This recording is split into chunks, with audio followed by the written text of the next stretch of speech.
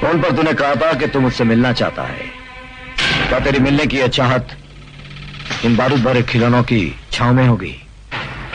मेरे मुंह से आवाज नहीं, आग निकलती है, इसीलिए हमेशा मेरे साथ ये बम बारूद रहते हैं। तू भी मेरे साथ मिल जा, मैं तुझे ऐसा बारूद बनाऊंगा जिसका धमाका सुनकर कानून के माथे पर मौत का पसीना छूट जाए।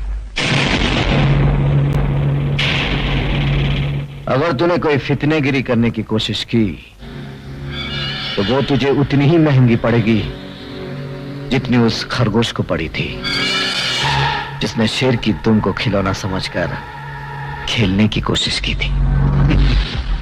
मैं खरगोश नहीं, हाथी हूं, और तेरी औकात मेरे सामने एक नारियल की तरह है जिसको मैं जब चाहे टुकड़े करके